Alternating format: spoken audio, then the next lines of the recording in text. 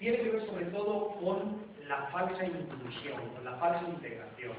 Como saben, muchos países latinoamericanos, muchas naciones latinoamericanas habían manejado el tema de la integración. Cuando hablo de integración quiere decir la conversión de un todo disperso y múltiple en una realidad nacional, para entendernos. Lo habían manejado básicamente de dos maneras. ¿Qué era?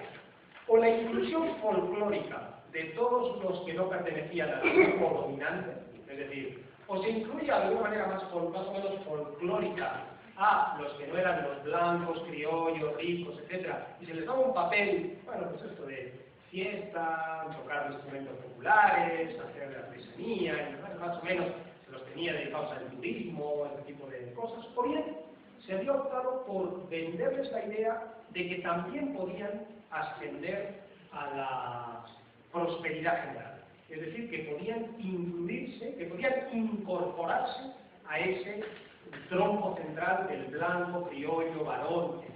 ¿No? Más o menos estas eran las dos estrategias.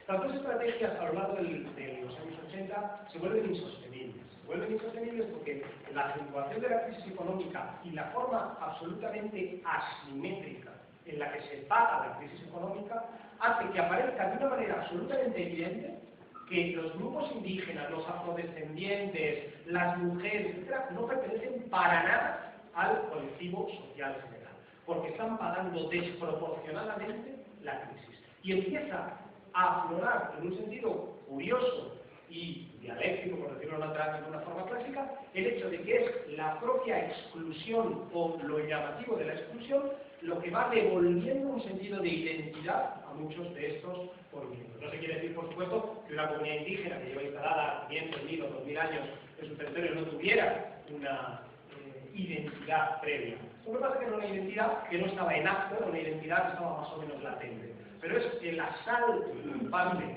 de estas políticas lo que devuelve esta idea de integración, esta idea de identidad a estos grupos. Y estos grupos empiezan a sentir y a manifestar de una manera muy amplia que ellos no pertenecen al colectivo social.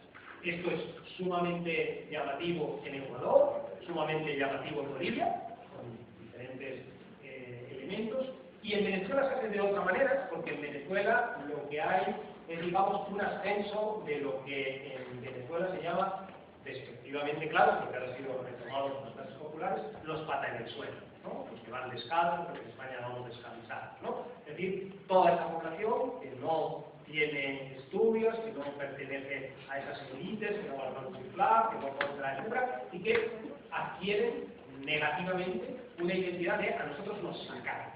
Es decir, esto no es nuestro sistema político, no hay forma de integrarnos.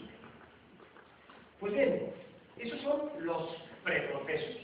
Y los procesos constituyentes, los procesos que terminan en las constituciones, ¿qué podemos decir sobre ellos? Bueno, claro, en lógica consecuencia con lo anterior, estos procesos constituyentes difícilmente pueden articularse a través de los partidos existentes. Y podemos decir que hay una premisa inevitable en todos estos procesos, que es la reclamación de que se vayan todos. Es decir, hay primero una reclamación global antisistema.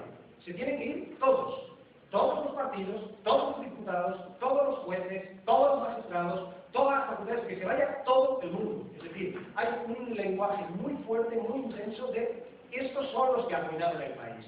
En el caso de Venezuela, esto tiene además una intensidad muy grande, porque recuerden que Venezuela consigue en 20 años pasar casi del más rico del mundo al más pobre del mundo. Y en el caso de otros países no hay estas oscilaciones tan fuertes, pero por eso en el caso venezolano hay un movimiento muy fuerte en el sentido de hay que sacar a todos para que podamos entrar todos. Si no se van todos, nunca entraremos todos. Esta es la idea de base que hay en estos reclamos. Y por tanto estos reclamos se tienen que hacer de una manera que es difícil y complicada, porque por un lado tienen que insertarse en el sistema político-jurídico existente. Tengan en cuenta que no estamos aquí ante movimientos revolucionarios en el sentido clásico de la palabra. Es decir, no estamos ante la toma violenta, brusca del poder, sino que estamos ante una adquisición de cotas de poder dentro del sistema. Pero al mismo tiempo, eso es imposible hacerlo desde los instrumentos tradicionales del poder. Y es característico que quienes llegan al poder, el presidente Correa, el presidente Chávez, en muy buena medida con ciertas asociaciones, el presidente Evo Morales, lo hacen sin partido político, prácticamente se podría decir que sin organización, si entendemos por organización una organización destinada a la conquista del poder político, entendiendo por poder político diputados, senadores, etc.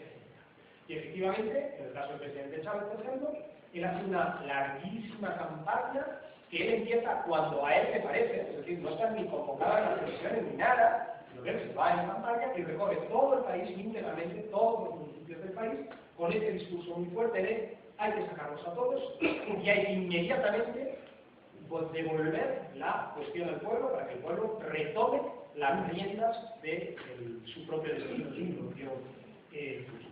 Naturalmente, estos intentos o estas campañas van a encontrar unas resistencias fortísimas. Van a encontrar unas resistencias que son de todo tipo. Para empezar, van a encontrar la resistencia de los candados legales que muchas de estas constituciones incluían. Casi ninguna de estas constituciones era posible reformarla en términos prácticos, y mucho menos crear una nueva. Es decir, había un problema insoluble, que es que, respetando estrictamente la legalidad, era totalmente imposible poner en pie una constitución. Ahora bien, esto es lo que ha pasado prácticamente toda la vida. Es decir, me parece que los revolucionarios de 1789 no fue exactamente que le pidieron permiso a Luis XVI para hacer la Constitución. Tengo entendido que le cortaron la cabeza, que tengo entendido que no era un acto estrictamente legal conforme al derecho existente en 1789. Consecuentemente, claro, un cambio total de paradigma difícilmente se va a adaptar a todos y cada uno de los elementos de la legalidad. Difícilmente creo yo que México puede llegar a ser un país independiente respetando escrupulosamente todas y cada una de las instrucciones y leyes dictadas por la Corona de Castilla. Por tanto, no tiene nada de particular que hay un cierto elemento de ilegalidad siempre en estos procesos constitucionales. Digo esto porque apenas se habla de cambio social profundo, salen, por supuesto, los fetichistas de la legalidad a gritar es ilegal. No quiero decir con esto que haya que prescindir por completo de la legalidad, pero lo que hay que tener claro es que si se quiere un cambio radical y profundo, nunca se ha hecho con el respeto de todas y cada una de las normas.